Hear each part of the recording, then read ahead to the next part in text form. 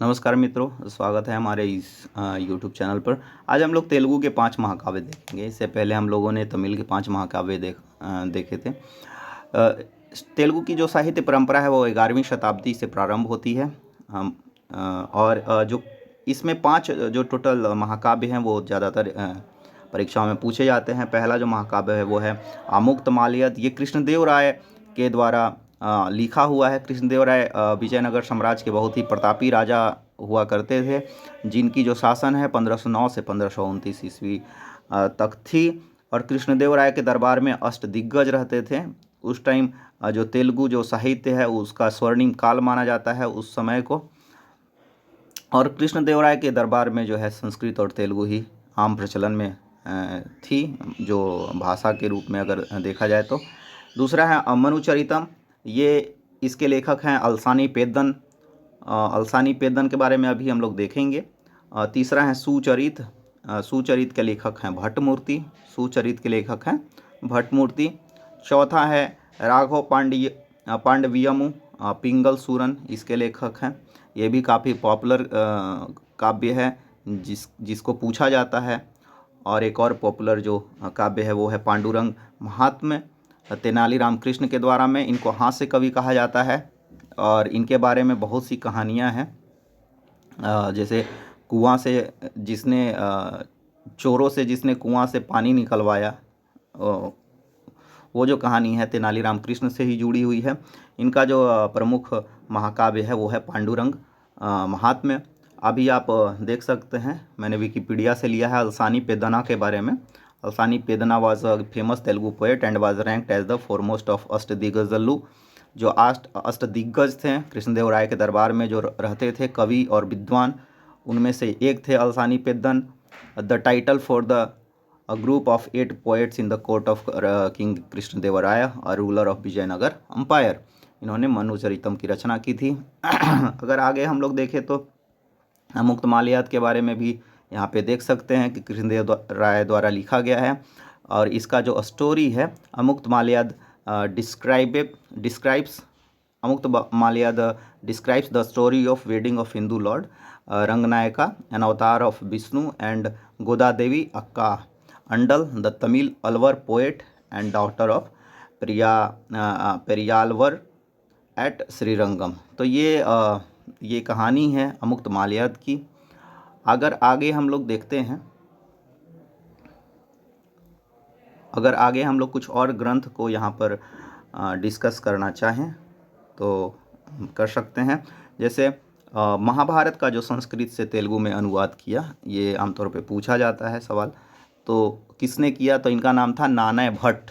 नानय भट्ट बहुत बड़े तेलुगु साहित्यकार थे, कवि थे। तो इनके बारे में सवाल पूछा जाता है। और ये चालुक्य राजा राजमहेंद्रम के समय इन्होंने संस्कृत भाषा से तेलुगु भाषा में महाभारत का अनुवाद किया था। दूसरा है आंध्र चिंतामणि। ये भी नानय भट्ट के द्वारा ही लिखा गया था। ये एक्चुअली तेलुगु का व्याकरण ग्रंथ है आंध्र शब्द चिंतामणि। तो ये भी याद रखा जाना चाहिए कि नानय भट्ट इसके लेखक हैं, रचयिता हैं। तीसरा जो ग्रंथ हम लोग देख सकते हैं वो पंडिराध्य चरितम और बसव पुराणमु। पंडिताराध्य चरितम और बसव पुराणमु ये पाल कुर्रकी सोमनाथ के द्वारा लिखा गया है। और सोमनाथ जो हैं शैव धर्म के अनुयायी थे और बौद्धिस्टों का जो है उन्होंने बौद्धिज़्म का वहाँ पर ह्रास करने में सोमनाथ का जिक्र आता है। और ये बहुत ही फेमस कवि थे, शैव धर्मी थे, जिन्होंने पंडिताराध्य चरितमु और बसव पुराणमु की रचना की। चौथा है नीतिसार मुक्तावली और सुमति शतकमु। ये भद्र भूपति के द्वारा लिखा है।